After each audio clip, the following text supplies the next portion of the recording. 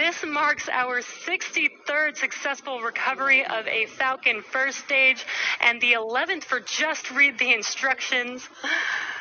And looks amazing as we can see it there now, standing stably there. Lost the signal, Cape.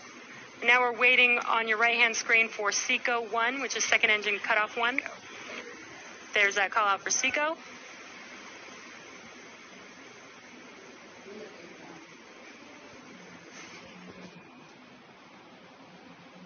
We're waiting for confirmation of good orbit here.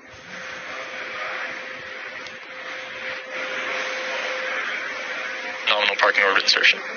And there's that call out that we are in a good orbit. So now the second stage is going to coast in this orbit for roughly 35 minutes. So we're going to take a quick break during this coasting time, but we'll leave you with an animation so that you can see where the Starling satellites are in the coast phase. So we'll see you back here at T plus 43 minutes for the second stage. Hello from SpaceX headquarters in Hawthorne, California. My name is Jesse Anderson, and I'm a lead manufacturing engineer here at SpaceX. You're watching a live webcast for our 15th Starlink mission and our 19th mission overall this year. As you may be aware, this is our second attempt at this mission. On Thursday, we stood down due to an issue with the second stage camera, and we just wanted to take the time to re-examine the whole vehicle just in case. Turned out to be a small issue, so we are a go for today's launch, which could be our 100th successful flight of a Falcon rocket since Falcon 1 first flew to orbit in 2008. Starlink is a constellation of satellites that can provide high-speed, low-latency internet all over the globe, particularly in remote or rural areas where connectivity is limited or completely unavailable. As of today, we've successfully launched more than 800 Starlink satellites to orbit. Today, we will be performing 2 burns on the second stage and deploying our 60 Starlink satellites about an hour into the mission. Our satellites have ion thrusters on board that will take them to their final orbit once separating from second stage, but those 2 Merlin vacuum engine burns will get them as close as we can to their final orbit. We're now at T minus 8 minutes and 45 seconds, and all systems are go for an on-time liftoff this morning. As for weather, it's currently a watch item, but at this time we are go for launch. If for some reason we are not able to launch today, we do have a backup opportunity for tomorrow at 11:10 a.m. Eastern Time.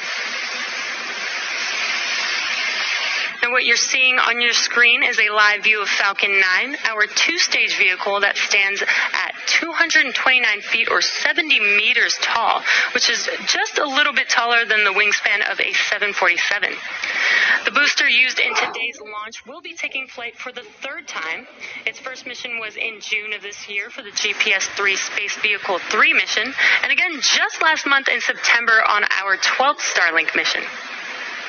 The bottom 2/3 of the vehicle is the first stage, which has 9 Merlin or M1D engines to take the vehicle to the edge of space where it will separate from the second stage and then start its journey back home to Earth. This reusable booster was designed for 10 or more flights with minimal refurbishment between each flight. The drone ship for this morning's mission is Just Read the Instructions, which you can see there on your screen. And this will be the 3rd landing for this booster today if we do touch down on this drone ship today. Today will be the 17th time that we will fly a flight-proven booster just this year, and the 45th reflight of a booster overall. The second stage is sitting on top of the first stage and is connected by that black section on the vehicle, which is the composite inner stage, currently housing the second stage's single Merlin vacuum or MVAC engine. That MVAC engine will ignite after stage separation and has about 981 kilonewtons or about 220,000 pounds of thrust. This very efficient engine will propel the second stage carrying the Starlink satellites to a circular orbit around Earth. Prop loading for Falcon 9 began at T minus 35 minutes, and our fuel is a highly refined form of kerosene called RP1, and we use the liquid form of diatomic oxygen, which is called LOX, as our oxidizer. Currently, RP1 and LOX are almost fully loaded on both stages, and LOX will continue to be topped off right until the last minute. At the very top of the rocket is where the payload sits attached to the second stage, and it's housed by that large nose cone structure, which you see on your screen right now. This is called a satellite or payload fairing.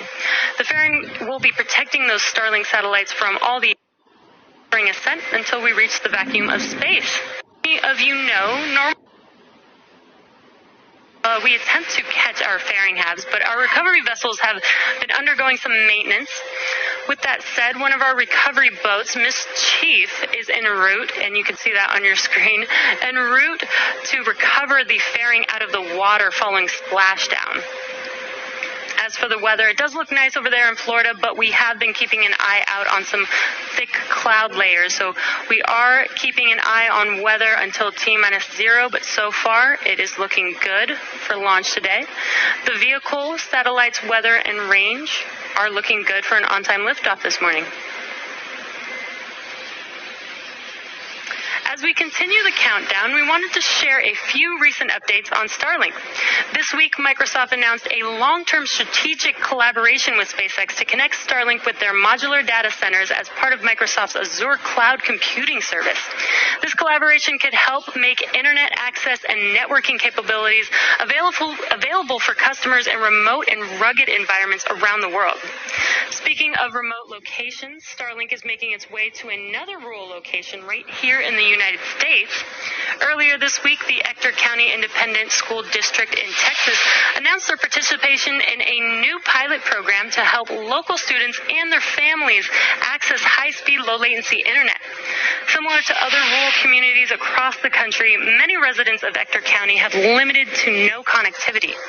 This issue was magnified for the school district when COVID-19 forced school building closures earlier this year, as nearly 2 in 5 students in the district do not have access to reliable high-speed internet at home. Starting in 2021, Starlink will connect up to 45 households in the community as part of the pilot program. And as the network capabilities continue to grow, it will then expand service to an additional 90 households in the school district. Our Starlink network is still in its early stages, but if you're interested in receiving future updates on Starlink news and service availability in your area, visit starlink.com.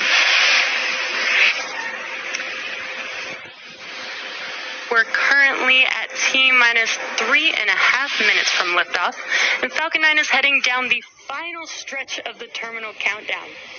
The first and second stages are almost fully loaded with 1 million pounds of kerosene fuel and liquid oxygen. First stage prop loading will wrap up at T-minus 3 minutes in about 20 seconds here, and second stage will complete at T-minus 2 minutes. And you will see some venting of the LOX out of the transporter erector, or the TE, and that's when the super chilled liquid oxygen mixes with the much warmer ambient air. It does create those white clouds. You can kind of see that on your screen around Falcon 9 right now. At T-minus 60 seconds, Falcon 9's complete. And there's the LOX load completion callout. At T-minus 60 seconds, Falcon 9's autonomous internal flight computers will take over the terminal count. And this is what we call startup. Basically, that means that the rocket is in charge of making the decisions as long as the launch director is go for launch. And at this time, the Starlink payload continues to be healthy. Falcon 9 team is tracking no issues on the rocket. Weather is still looking good. We're still keeping an eye out on it, but weather is still looking good for T0. And the range is green for launch.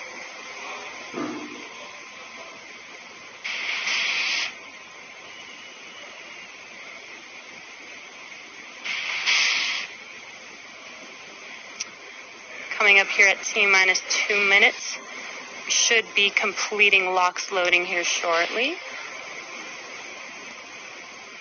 Again, as I mentioned earlier, those white clouds that you see around Falcon 9 is from the venting of the LOX line. And this is normal. Complete. There's that call out for stage 2, LOX load complete. Again, those white clouds are normal that you see there on your screen.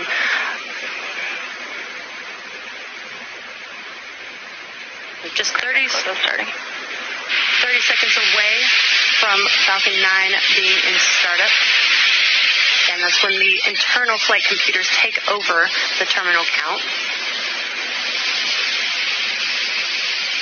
And now you can really see that venting of the locks there from the transporter erector.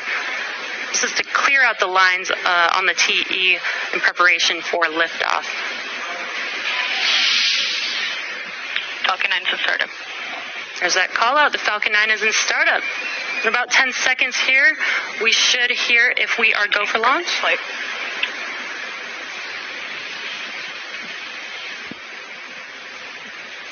LD is go for launch. And you heard that the LD is go for launch. So it looks like weather is in our favor today. So at T-minus 30 seconds, let's listen into the terminal count and watch as Falcon 9 takes our 60 Starlink satellites into orbit today.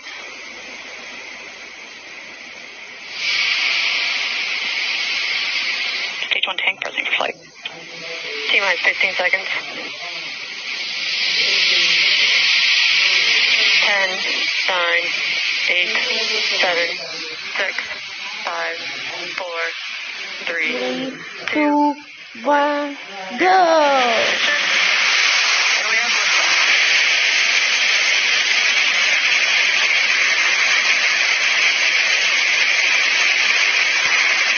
Pitching downrange.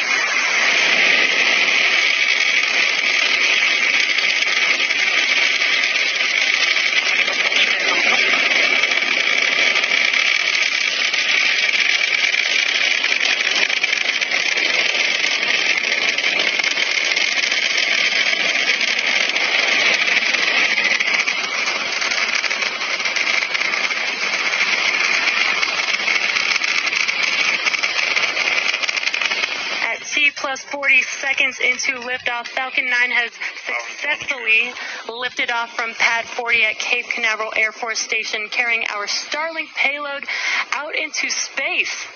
Now, we just throttled down the engines in preparation for Max Q, which stands for Maximum Aerodynamic Pressure. This is the largest structural load that the vehicle will see throughout ascent.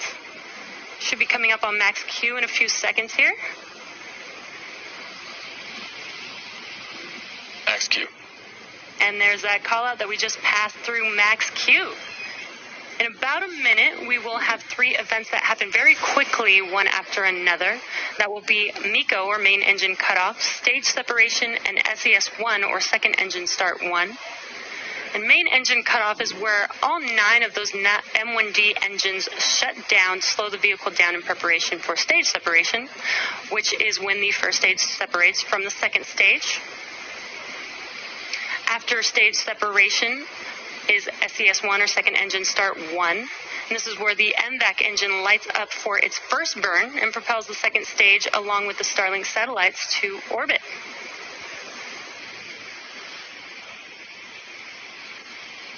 And at T plus 2 minutes, we are about 30 seconds away from those 3 events. Again, that's MECO, stage separation, and SES-1. Again, it's SES-1 because we do have 2 burns of the Merlin vacuum engine on today's mission.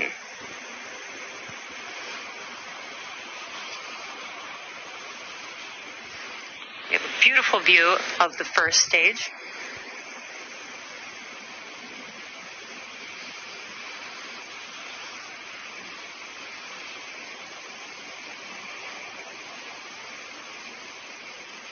Stage separation confirmed.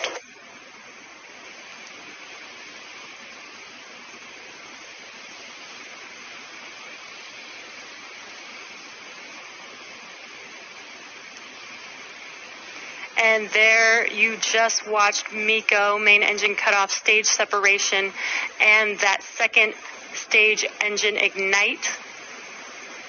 We're just about 15 seconds here from fairing deploy, and on your right-hand screen you can see a view of inside of those fairing halves, looking at the Starlink payload as well. And on your left-hand screen is first stage, making its way back to Earth. Bearing separation confirmed. And there, as you watch on your screen, that is confirmation that those fairing halves have deployed. And as a reminder, we will be attempting to pick up the fairing halves after they touch down on the water with our recovery vessel, Miss Chief, today.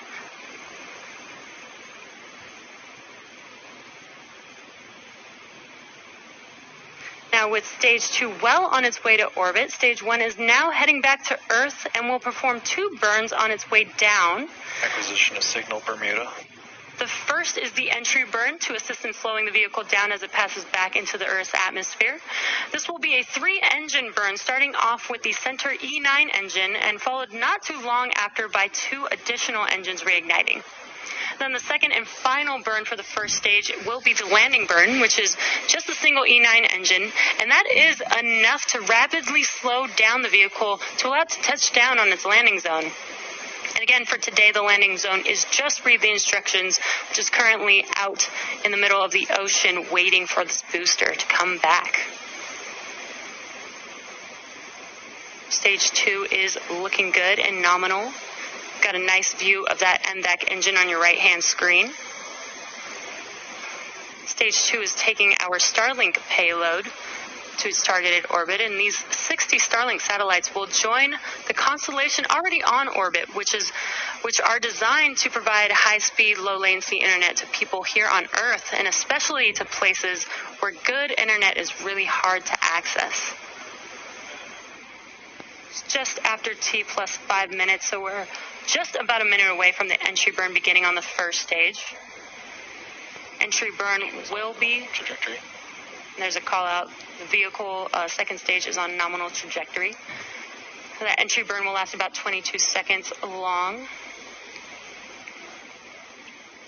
And you can see on your left-hand screen the first stage, the grid fins are deployed, but they actually don't start steering until after entry burn. That's because it requires the atmosphere and air to be flowing through those grid fins.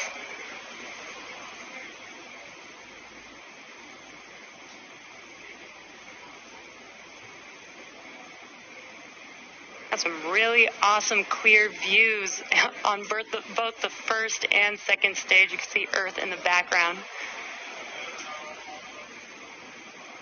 We're just about 15 seconds or so away from that entry burn on the first stage.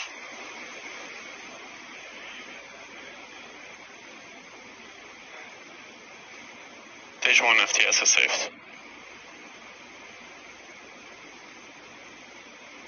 Stage 1 entry burn start. And there you can see the entry burn has begun. And as you saw, the plume started out small and then got larger, and that's because we light up the first single engine and then followed by 2 additional engines on this entry burn for a total of 3. Stage 1 entry burn shut down. And entry burn is now complete. As you see, those engines have shut down. So next up, in about a minute or so, will be that landing burn for the first stage. And as I mentioned earlier, it will just be the center. Follow nominal trajectories. It will just be the center E9 engine for the landing burn, and that's enough thrust to slow the vehicle down. The M1D engines have 845 kilonewtons, or 190,000 pounds of thrust.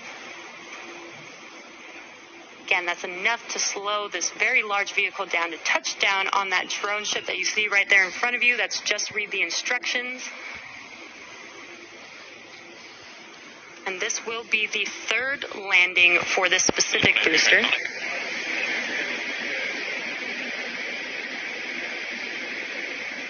About 20 seconds or so away from that landing burn beginning.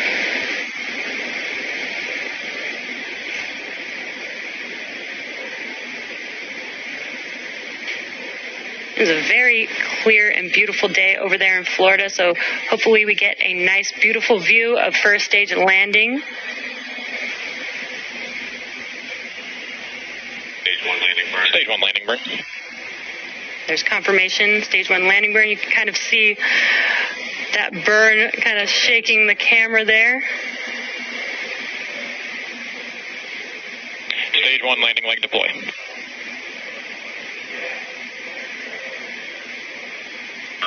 Thank you. Stage 1 landing. Ooh, and we had a little bit of a rough camera view there, but the Falcon has landed on our drone ship for its 3rd landing on Just Read the Instructions. This marks our 63rd successful recovery of a Falcon first stage and the 11th for Just Read the Instructions. And looks amazing as we can see it there now, standing stably there. Lost the signal, Kate. And now we're waiting on your right-hand screen for Seco 1, which is second engine cutoff 1. There's that call out for Seco. Okay friends, ఇలాంటి videos కోసం మీరు నా channel subscribe చేసుకోండి. ఇంకా మరిన్ని videos ఇలాంటివి కావాలంటే ఛానల్ని సబ్స్క్రైబ్ చేసుకొని ఆ వీడియోస్ని చూడవచ్చు. Okay friends, bye.